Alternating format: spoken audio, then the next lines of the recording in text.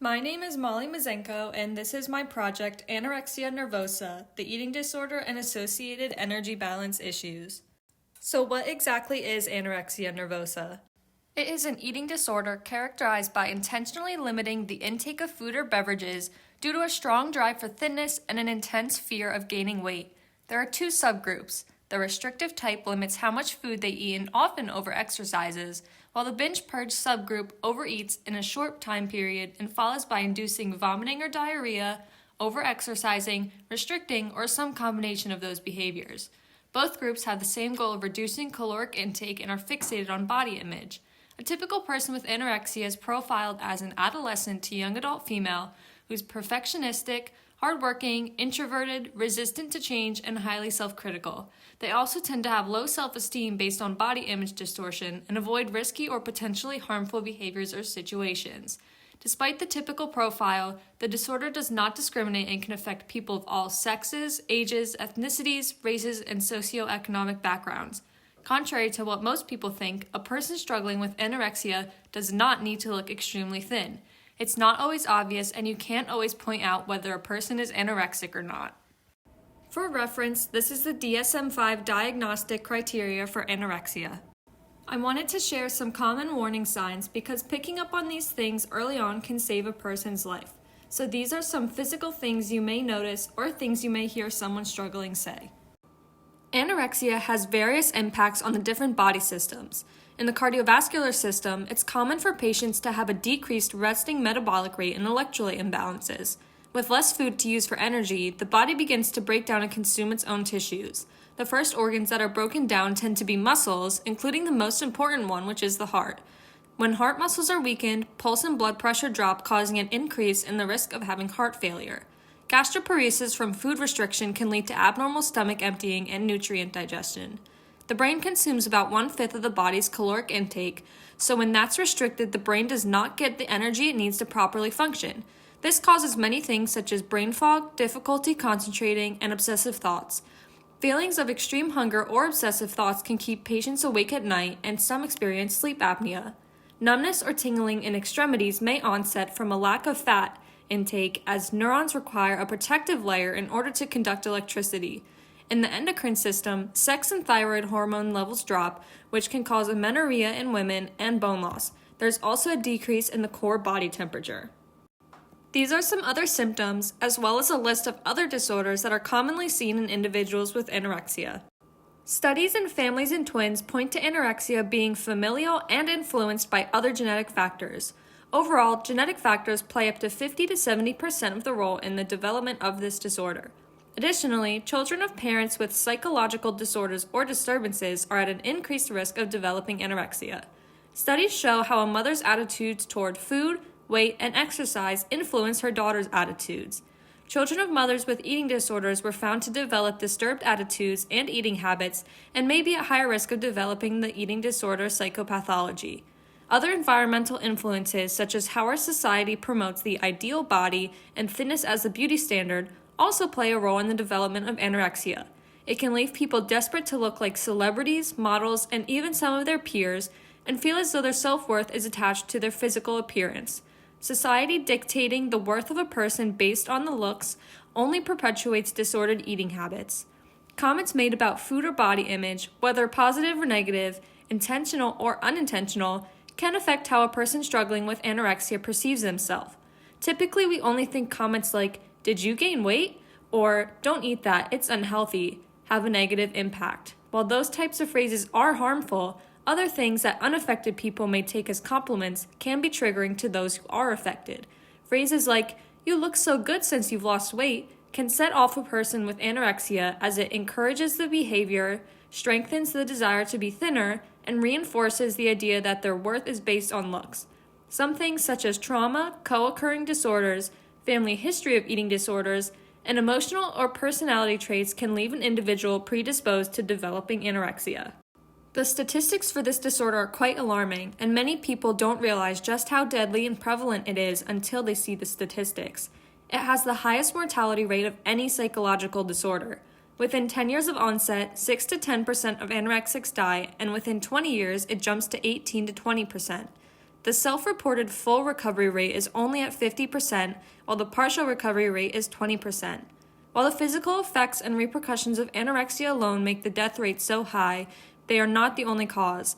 1 in 5 anorexia deaths is by suicide, and they're often done through intense and highly lethal methods. Anorexia does not only manifest physically, but mentally too, affecting an individual's state of mind. Many people with anorexia experience other psychological disorders, like mood and anxiety disorders. Finally, we see that there is a higher lifetime prevalence for anorexia in adolescents than in adults, but in both age categories, it's 2 to 3 times more common in females than males. Now let's look at some existing solutions. One of the most common forms of treatment is therapy, and there's a wide array of options. It provides a safe environment for patients to express themselves and reflect upon their experiences in life and in dealing with the disorder. They have an opportunity to gain a better understanding of what they're going through and use the gained knowledge to develop a better body image, self-esteem, and relationship with food. The biggest weakness of therapy is that it's difficult to scientifically study and prove the effectiveness, as there are often high dropout rates in studies. It also may take some trial and error for people to find the therapy that works best for them, which can be a frustrating and long process. Therapy does not directly impact energy, so it's not a way to return to a normal energy level. Though by developing a better relationship with the body, food, and exercise through therapy, that can eventually lead to physical recovery and thus a return to a normal energy level. There's no medication that specifically treats anorexia, but some doctors may prescribe their patients antidepressants or antipsychotics for comorbid disorders. The main weakness of medication as a means to treat anorexia is that there's a severe lack of research and evidence to show that it's an actually effective method. That being said, I wanted to include some potential strengths. Just keep in mind that while these were studied, they're not studied enough and are not proven to treat anorexia directly. One study showed that antidepressants may aid in weight gain. Another showed that antidepressants with psychotherapy may help with depression or obsessive thoughts after weight gain. And a final study showed that antipsychotics may start weight gain and control anxiety and depression. Many of the medications given to anorexia patients are proven to be useful for treating depression and anxiety, and while they may help with that aspect, it does not diminish the strong desire to lose weight. There is much more research to be done before any of these potential benefits can be confirmed as effective. Overall, the use of medication as a way to treat anorexia is a very underdeveloped and understudied method. There are many different hospitalization, residential treatment, and inpatient treatment options available for patients depending on their medical and psychiatric stability. When a patient is having severe life-threatening health complications, hospitalization aims to stabilize the symptoms. All of these kinds of treatments aim to establish a healthy relationship with food and have the goal of replenishing the body's nutrients and reintroduce food to the body. Getting food back into the body and consistently staying well-fed will increase energy levels of the patient. Depending on the severity of the case and the cooperation or willingness of the patient to participate, food may be given orally or through feeding tube. One major drawback and risk of hospitalization specifically is the potential for the patient to experience refeeding syndrome. It can occur 2 to 5 days after the refeeding process begins, and it happens because the body is unable to properly restart the metabolism process. It has potential to become deadly, so professionals taking care of recovering patients must manage the treatment process and follow the current standards carefully. So while hospitalization, residential, and inpatient treatments are effective treatment methods, it is important to not overlook the risk of refeeding syndrome. Recently, there's been a focus on neurobiological changes in patients with anorexia, which is seen in abnormal EEG patterns and can show evidence of central nervous system dysfunction. EEGs show theta, alpha, and beta wave bands. Compared to healthy individuals, anorexia patients showed reduced alpha power, increased beta power, and elevated theta power. These changes in the waves are known to be linked to anxiety and depression, which are common comorbidities.